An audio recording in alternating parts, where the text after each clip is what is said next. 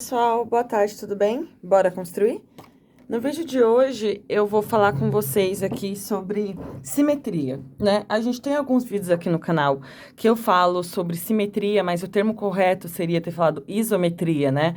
Então, isometria de reflexão em relação à reta, isometria de reflexão em relação a ponto, isometria de rotação, isometria de translação. E aí, dentro do conceito de isometria, né, que são todas as transformações do plano que preservam distância, a gente tem um tipo específico que é a simetria. Então, a simetria é quando algo específico acontece. Então, qual que é a ideia, né? Então, aqui eu trouxe para vocês... Ai, esqueci que essa borracha tá suja. Percebe que aqui eu tenho três polígonos, né? Então, eu tenho aqui um triângulo equilátero, um quadrado e um hexágono regular. A ideia é que todos sejam polígonos regulares, né? O quadrado é o único que eu, de fato, não construí, mas isso não vai fazer diferença para nossa análise. Quando a gente pensa em simetria, a ideia é que ao realizar algum tipo de transformação... Então, por exemplo, aqui eu tenho o que eu fiz para vocês... Enfim, já tem vídeo aqui no canal. Aqui eu tenho a translação de um pentágono, né? Então, eu tinha o pentágono marco aqui, eu transladei esse pentágono e esse pentágono veio para aqui. Então, percebe que todos os pontos se alteraram de lugar, né? Então, o meu objeto inicial, ele é diferente do meu objeto final. Ambos vão ser congruentes, afinal de contas, translação é uma isometria, então preserva medidas, mas a posição se altera. A mesma coisa aqui. Então, aqui eu tenho uma rotação.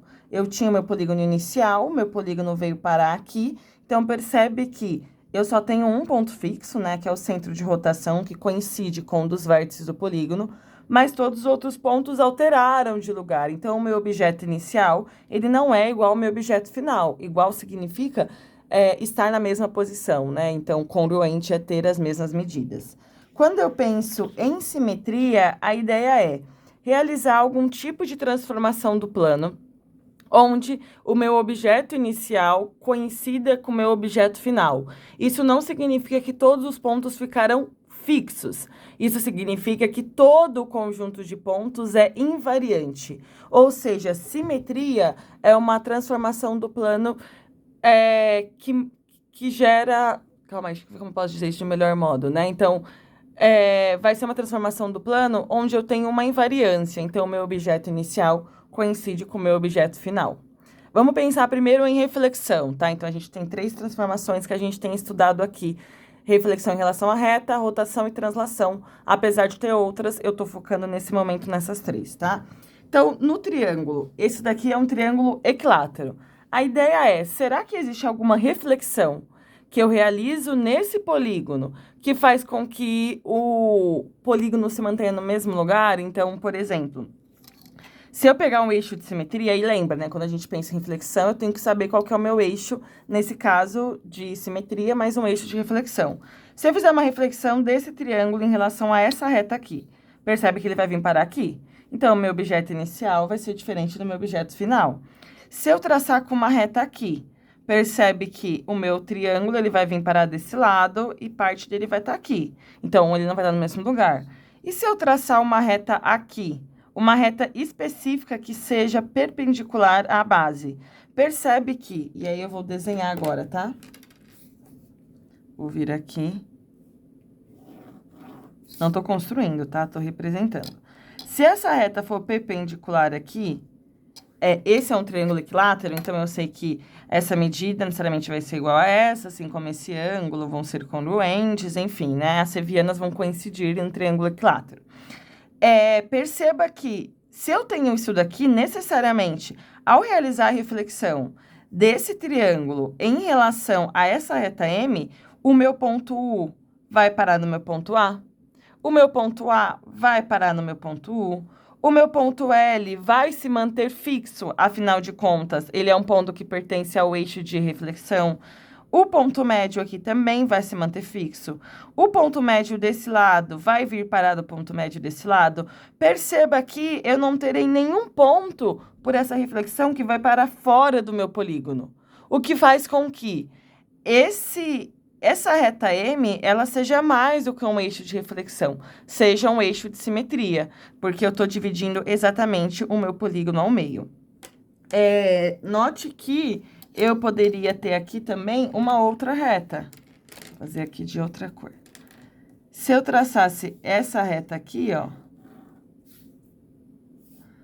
Aqui também sendo 90 graus, aqui também tendo a mesma medida, que é a mesma que essa, porque todos são polígonos regulares. Se eu traçar a reflexão em relação a essa reta, que eu vou chamar de reta N, percebe que meu ponto L vai vir parar no meu ponto U. O meu ponto A vai permanecer fixo, afinal de contas, ele é um ponto que pertence ao nosso eixo de reflexão. Esse ponto médio também. O ponto médio desse lado vai vir parar no ponto médio desse lado. E assim sucessivamente. Nenhum ponto estará longe, estará fora, desculpa, do nosso polígono. Eu também posso traçar uma outra. Posso vir aqui e traçar uma outra. Chamar essa reta de reta T. Né? Então, aqui eu também vou ter 90 graus, aqui eu também vou ter aspas de congruência. Percebe que em relação a essa reta, então, eu tenho que o L vai vir parar no A, o A vai vir parar no L. Esse ponto médio e o ponto U permanecem fixos, porque eles são pontos que pertencem ao eixo. Enfim, e assim sucessivamente. Então, quando eu olho para cá, eu tenho que essas retas, né? T, M e N são eixos de simetria. Porque se eu realizar, por exemplo, a reflexão em relação à reta M do meu triângulo Lua, vamos ver o que vai acontecer. A reta M é essa primeira que eu falei. Eu sei que necessariamente o meu ponto L vai permanecer fixo, então aqui eu permaneço L. O meu ponto U vai parar no ponto A. O meu ponto A vai parar no ponto U. Então, essa reflexão em relação a essa reta do meu triângulo Lua vai me resultar no triângulo Lau. E esses dois triângulos são os mesmos triângulos, né? Afinal de contas, a ordem que eu nomeio não faz diferença em relação ao polígono, né? Então, pensando, obviamente, que eu tô seguindo um sentido aqui. Então, isso vai coincidir. Vamos ver se você pegou a ideia. Quando eu olho para um quadrado, nesse caso, o quadrado mato, eu tenho quantos eixos de reflexão? 4, certo? Se você visualizou bem, você deve ter percebido que eu tenho aqui essa mediatriz. E essas medidas aqui serão iguais, certo? E lembra que num quadrado, a mediatriz, os lados opostos coincidem. Então, essa mediatriz coincide com essa. Eu também terei aqui a mediatriz dos outros lados. Então, também 90 graus e também aspas de congruência.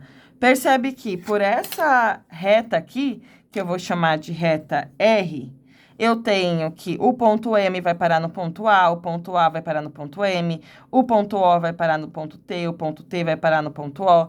E esses... Desculpa. Deixa eu tomar uma água.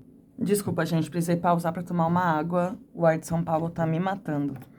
Enfim, então, se fosse, por exemplo, em relação a essa reta S, né? Então, o ponto A iria para o ponto T e assim sucessivamente, né? Então, são eixos de reflexão.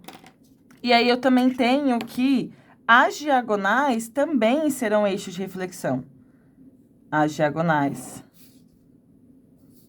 Essa diagonal que eu vou chamar de diagonal O e a outra diagonal que eu vou chamar de diagonal P também serão eixos de reflexão. Então, aqui eu tenho que a reta R, a reta O, a reta P e a reta S são eixos de simetria nesse caso, né? Porque o meu polígono, ele se torna invariante por essa transformação. Então, por exemplo, se eu olhar para essa reta aqui, que é a reta P, então, eu tenho que o meu quadrado mato. Então, eu tenho a reflexão em relação a essa reta do quadrado mato. Vamos ver onde o ponto M foi, né? O ponto M em relação à reta P, que é essa reta aqui, o ponto M, ele vai vir parar no ponto T. O ponto A, ele permanece fixo, porque ele pertence ao eixo de simetria.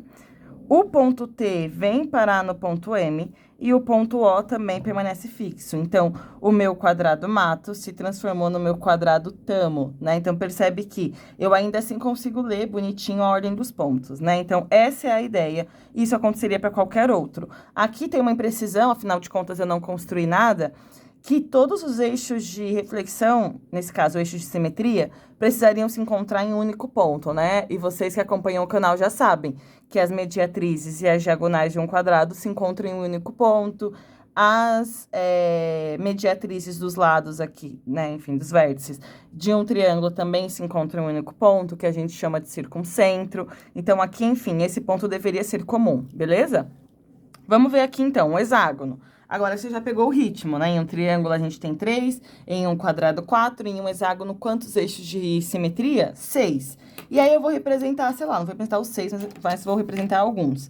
Percebe que eu tenho esse daqui, por exemplo, que eu vou chamar de A, e aí também vai ser perpendicular aqui, né? Porque as mediatrizes dos lados opostos, elas vão coincidir, aqui vai ter a mesma medida.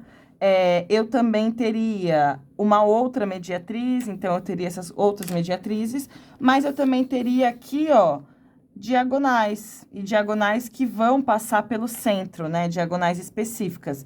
Então, essa reta aqui também, que eu vou chamar de reta B, ela também vai ser um eixo de simetria. Então, aqui eu não vou colocar todos, né, mas eu vou colocar aqui, por exemplo, a gente tem que A e B são eixos de simetria. E vou fazer um exemplo. Se eu fizer uma reflexão em relação à reta B do meu hexágono chuvas, sim, eu estou bem natureza, né? Lua, mato, chuvas, enfim. Vamos ver. O meu C foi parar no U. O meu H permanece fixo, afinal de contas, pertence ao eixo de simetria. O meu U foi parar no C. O meu V foi parar no S. O meu A permaneceu fixo. E o meu S foi parar no V. Então, aqui eu tenho esse daqui, né? Aqui eu tenho chuvas e aqui eu tenho, ó, UHCSAV, né? Então, percebe que, por mais que fique meio embaralhado, ainda assim eu consigo ler esses pontos na ordem, porque eu ainda preciso seguir essa regra de ler o polígono no sentido horário, anti-horário. Afinal, o nome dele também me fala quais serão os lados, enfim. Então, ó, em um triângulo regular nós temos 3 eixos de simetria. Em um quadrado, nós temos 4 eixos de simetria. E em um hexágono regular, nós temos 6 eixos de simetria. Certo? E é isso, a gente poderia expandir para qualquer outro polígono regular. Inclusive, aqui eu só falei de polígono regular, né? Mas será que polígonos irregulares também têm eixos de simetria? Pensa aí, será que um retângulo tem eixo de simetria?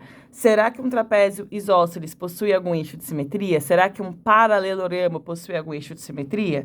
Enfim, aqui eu falei de eixo de simetria, então pensando na reflexão, mas a gente também vai montar um vídeo para vocês falando aí de centro de simetria, que aí vai estar relacionado a uma outra isometria, que é a rotação. Curtiram? Eu particularmente acho esse conteúdo muito massa, né? Assim como todo o conteúdo de transformações do plano. Espero que você tenha curtido. Qualquer dúvida, comenta. Se inscreve no canal para dar aquela moral. E não se esqueça sempre, bora construir?